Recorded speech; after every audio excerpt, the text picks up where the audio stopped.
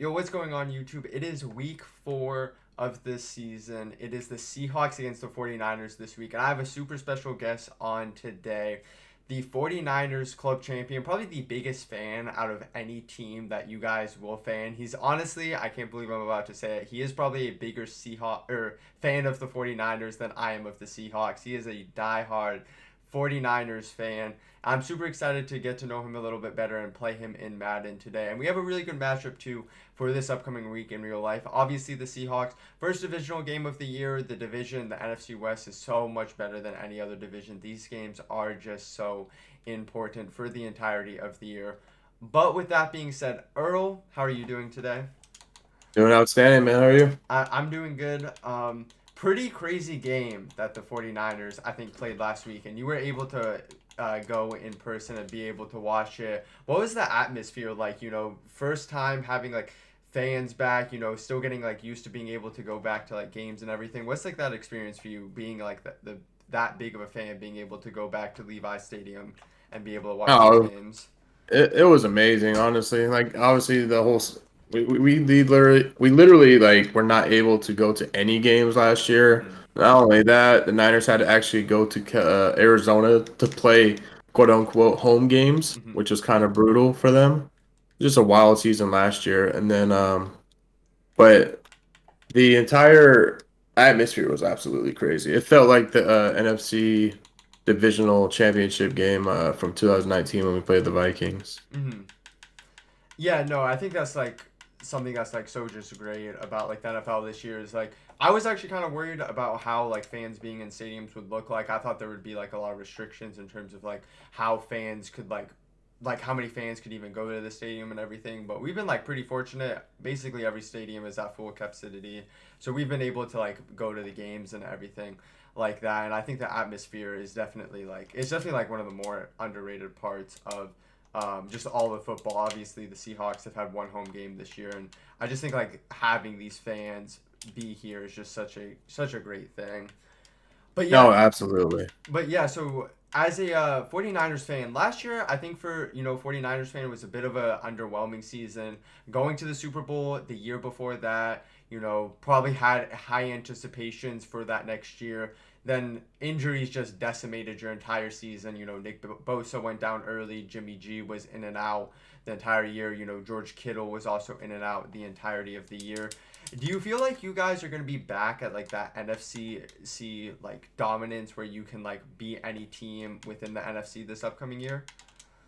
I honestly feel like we could win honestly any type of game that we match up with, but until Jimmy G starts pushing the ball down the field, this offense is going to look more and more limited. Mm-hmm. And I watched the Packers game over, and multiple times, their entire defense was in the shot of the frame of the Mm-hmm. broadcast, and they were all within 10 yards of the line of scrimmage. So there's no way we're going to be able to continue to really play to Jimmy G's strength, which is short to medium, and if defenses are just going to do that, because that was actually the key to the Super Bowl was literally press our receivers and Mm-hmm. just have like a cover one robber or they'll mix in zone to confuse Jimmy. So it's just like I feel like Lance needs to play to give this team the best chance to win, and I think that's not going to happen until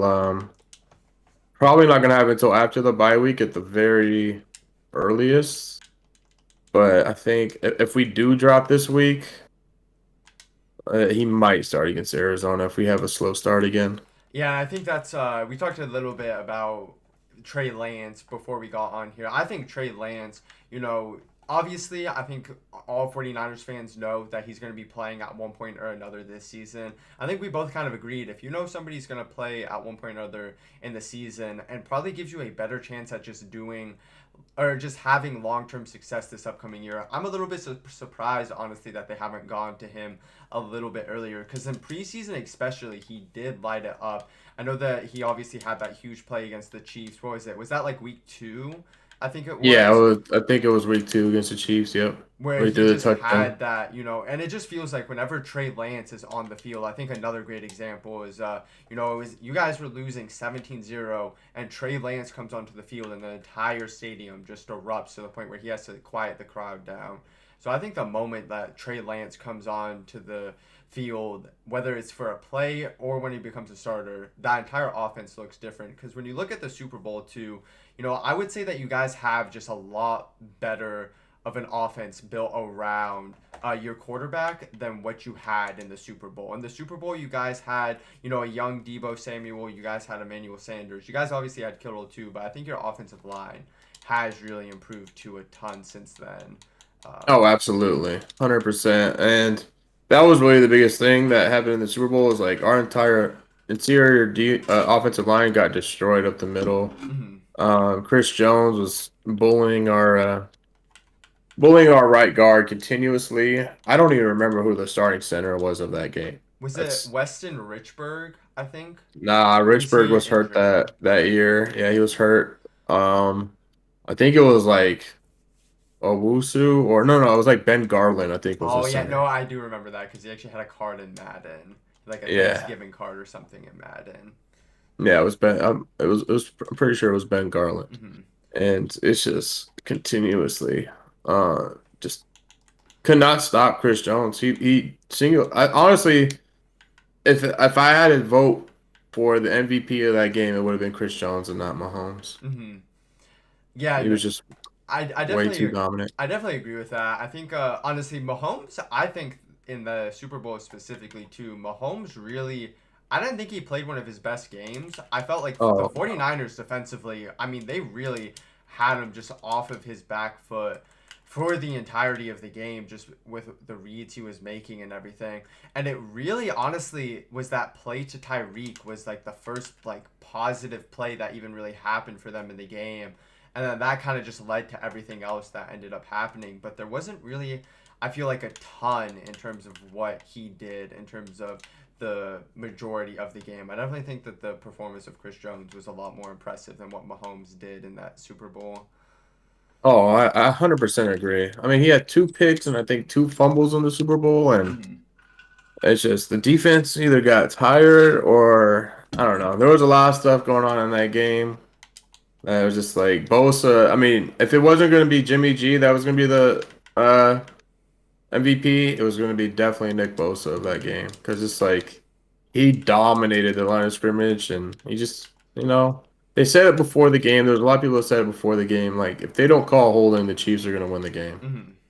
So, and it never happened. So, And it's just, talking about yeah. Nick Bosa too, we kind of talked about last year in terms of how your season really fell over a lot earlier than what it actually was, and a lot of it had to do week 2 when Nick Bosa did end up going down. What is it like being able to have Nick Bosa back for you guys on defense now? Because I mean, he wasn't the rookie of the not only the rookie of the year too, but he was a perennial like defensive year or defensive player of the year candidate his rookie year too, in his first year of his league career. But So yeah, he actually lost some weight in the off season, okay. and it was like planned lost weight too because he wanted to be a lot more explosive and a lot more flexible off the line. Mhm. So he tended to lose some weight so that way he could just be more flexible, and it's definitely shown in these games so far. And I think he's just gonna get better as the season goes on. They tend to chip him a lot, Mhm. but yeah, it's kind of crazy.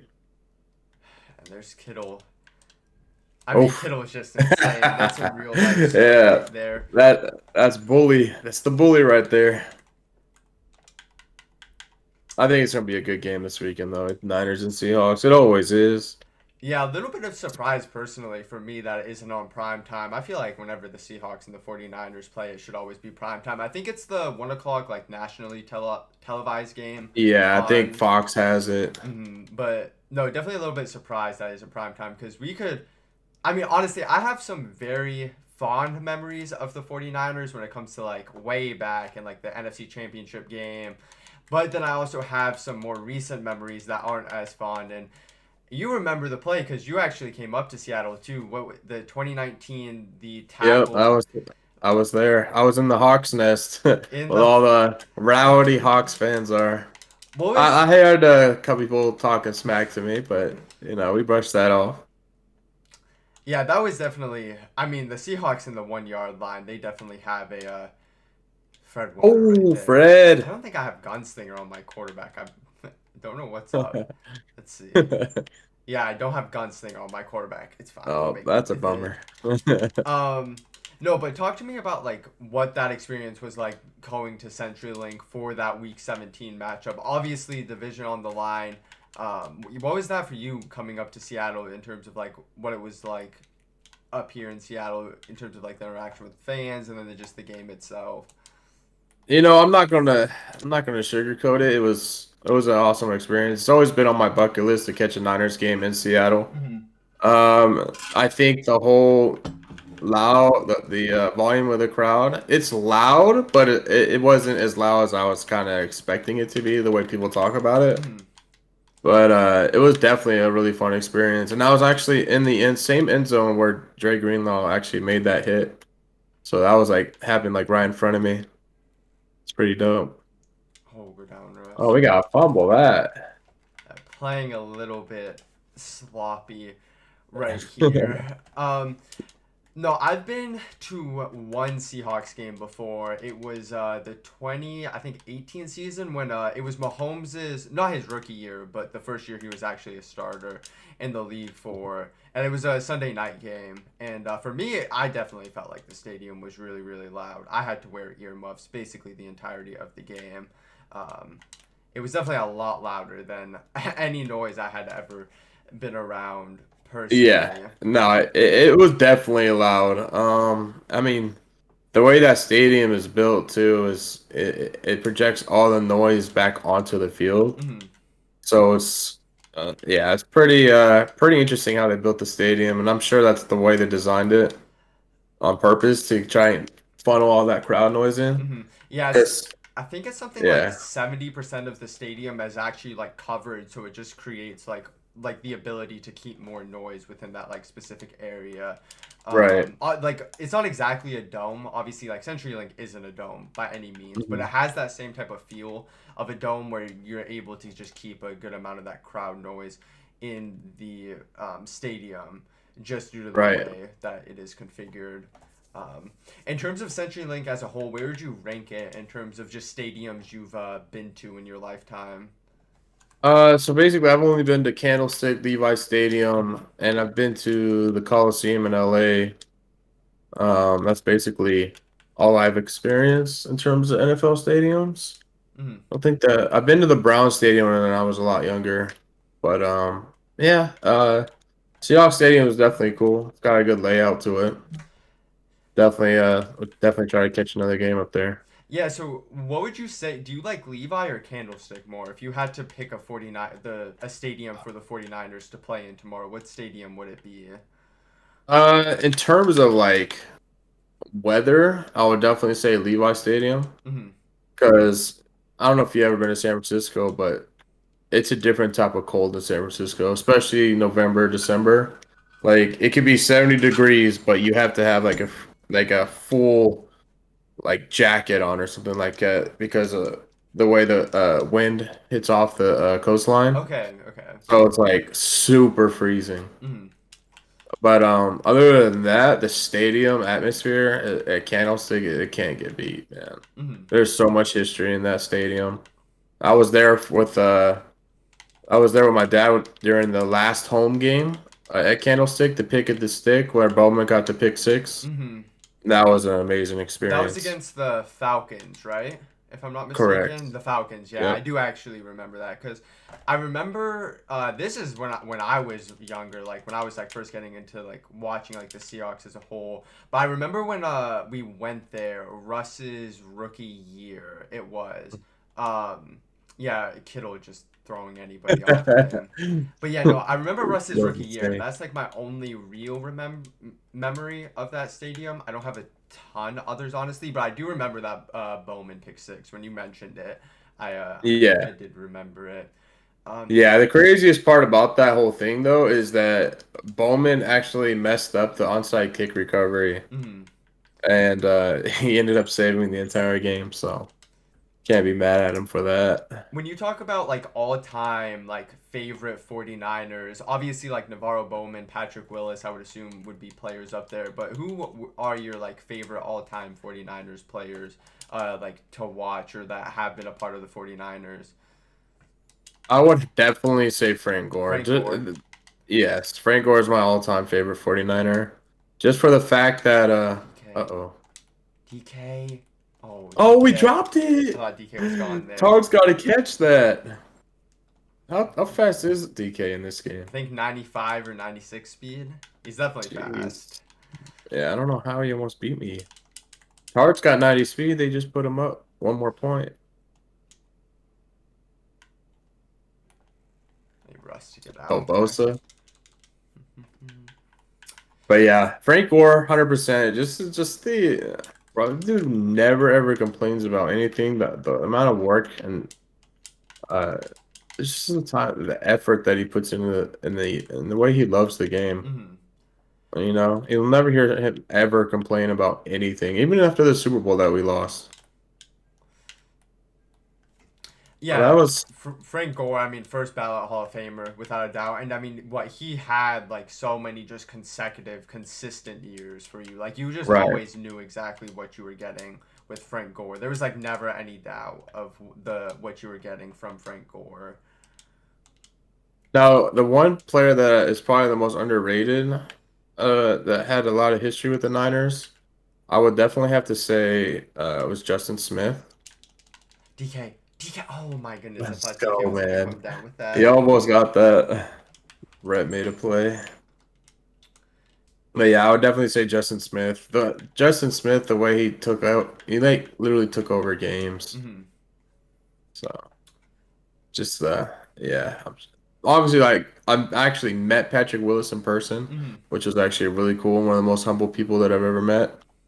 And yeah, Patrick Willis was cool. I've met Vernon Davis. I met Vernon Davis is really cool too. There was a couple 49ers that kind of had bad attitudes, former Niners, and they didn't last with the team all that much. But I did security where a lot of the Niners like live at. Hmm. So That's neat. it's kind of yeah. So they go out to the bars and clubs and stuff, and yeah, a lot of times they get a little bit rowdy, but other than that, they're pretty straightforward, pretty chill. And that actually leads you to my next question in terms of like not in terms of like just any experience, but specifically like within Madden. Do you have like any like experiences that like stick out more than anything else that like specifically Madden has brought to you? Just the interaction with the community. That's really, I feel like the biggest thing, you know, like I use streaming as more as a way to like get away from like the real world sometimes Mm-hmm. because it is a little bit crazy and a lot of people are like stressed out and feel like that's just the best thing you could possibly do is help out with like just people, you know, just be a people person and uh just being approachable, being personable, and that's really what I've learned. Not really learned, but just brought to the man community. I like to have fun with people and Mm-hmm. just uh just mix it up a little bit. Kittle is just doing whatever he wants this Hopefully he game. has a big game this week. I did just trade for Kittle in fantasy, so if there's one player that I'm okay having an okay game with on the 49ers, I will say. If it's Kittle, I'm okay with that. I guess I Yeah. can I can live with that at that point. Obviously, you were the club champion last year for the 49ers, and as somebody that has known you for a decent while, oh, I could play right there. I thought we were going to be able to get some pressure. But for somebody that's known you for a while, you've been just so dedicated to the 49ers Club Championship every single year. And obviously in Madden 20, that was your first year like not qualifying for 49ers and that club series. But in 21, you do end up coming back and end up winning the club series for the 49ers championship. What exactly like was that experience like for you? It was pretty devastating not being able to really try and compete for the Madden 20 Club Championship. some things happened with work, and I wasn't able to get the time off that I needed to compete. Hmm. So, because what happened was they sent me through the single limb, and it was a double limb tournament, and since I couldn't play at the desired time, they put me into the single limb. And I got all the way to the end of the game, and then I called a unfortunate play. I expected a run commit, and Hmm. he didn't run commit, and I threw the ball away on fourth down on accident. So it was pretty tough.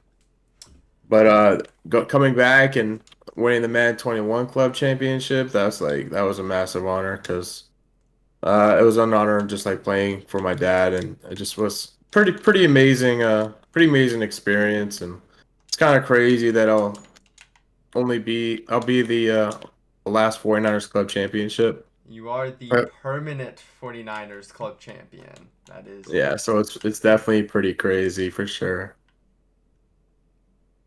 this is touchdown good play. Brandon Ayuk. Brandon Ayuk.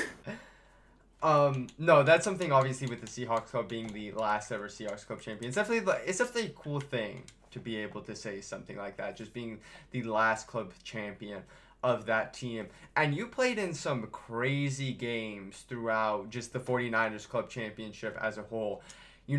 You had a point where you were down 4 and it was essentially the final play of the game from the 30 and have a crazy laser to be able just to keep making that run you had in the tournament.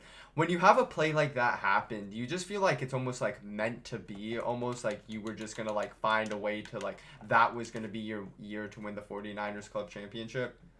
It definitely felt like that because I had a couple things go my way, and that's really the biggest thing is who can get the breaks in Madden. And Hmm. I had a play that literally I've never ran before, but I just used the what I've learned from playing actual football uh, in real life for 20 years, and Hmm. I understood that the guy was over adjusting for what happened, and I came out and what was it? It was like uh, it was like a I don't even remember the formation, but there was a wide receiver behind the other wide receiver, Hmm. and I put that guy on a streak, and I put the other guy on a wheel. And Madden, if you deep half, that deep half is not going to get to the sideline fast enough, and it was just the perfect play call for the situation, and ended up throwing a great pass with Michael Vick, and the rest was history. And then after that. I felt like everything was good. Yes. We just kept going, kept fighting. Yeah, Definitely crazy for sure. yeah, watching that definitely was one of the crazier moments within all of Madden. For anybody that knows, like Madden, honestly, just like real life as a whole, being able to score in that situation that Earl did end up scoring in is just like so difficult. Being at the 30, I think there was like around 11 seconds left in the game, and he was down 4 in that situation too. So he needed 7, and I believe it was the winners bracket at the time. So even if he had lost, he still would have had like the opportunity to like fight his way back and be able to like win the tournament. But being able to stay in the winners bracket is just such a huge thing. He throws that laser to be able to keep his hopes alive in being the 49ers club champion. And then the actual championship 2 Niner, I thought that was a crazy game too because you went off to like a little bit of a slow start, not having exactly the I think that start you would have necessarily wanted to have. And then all of a sudden just after halftime it completely does a 360. You have your huge play, that pick six that you got from who was it? Was it Kinlaw who had that swat, I believe, on the defensive line? Yeah, it was actually Kinlaw. He was actually never supposed to be in the game, Hmm. and he ended up getting the biggest play in the game for me. He actually swatted the ball, and then I think it was can't remember who picked it off. I think it might have been like Javon Curse or something. Hmm. And yeah, that was when the momentum changed in my favor. Because the way the game started out, the first quarter, I couldn't stop him. He had like a 14 play drive that took all the way to the 2 minute warning, and then I threw a pick because I was rushed and Hmm. just like discombobulated. And then in the second half, I just calmed down, adjusted a little bit, and then threw a wide open post. His acrobat activated, but it just didn't get to the ball, and I definitely benefited a little bit from that.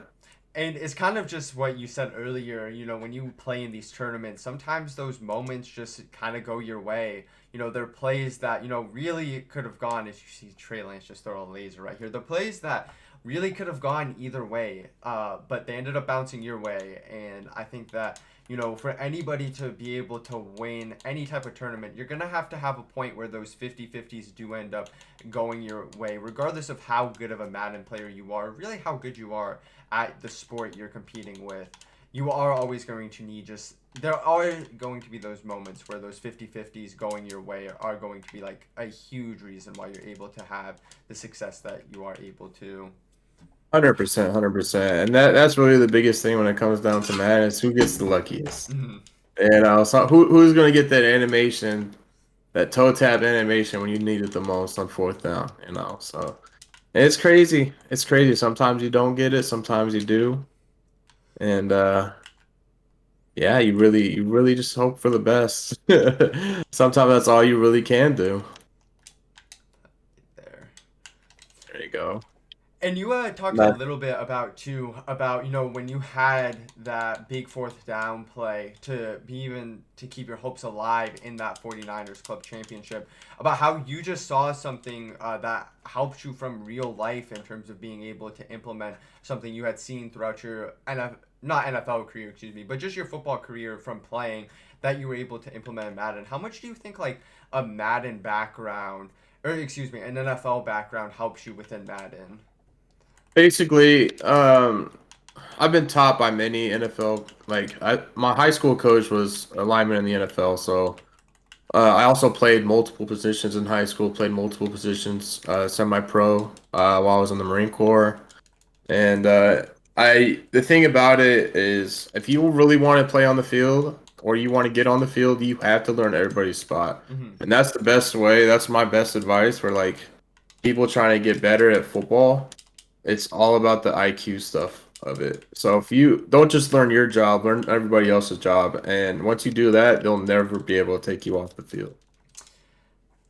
Yeah, and I think that's Yeah. such like really good advice in terms of just being able to know like what every like position is supposed to do, because just the more knowledge you have, there's no knowledge that's going to hurt you in terms of the more you know of it. So I think that's like really really good advice for Right. everybody that is watching.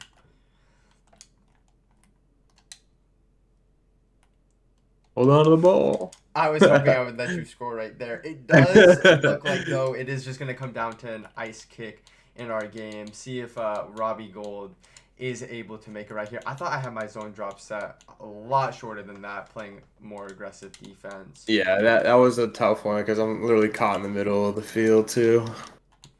I couldn't really. Yeah, it was definitely that's the worst part about being mad is like if you're not on a hash mark, it's really really tough. You always want to be on a hash mark in Madden. Yeah, and I think in terms of like the NFL, you notice this a lot in terms of being on a hash for when it comes to 2 point plays.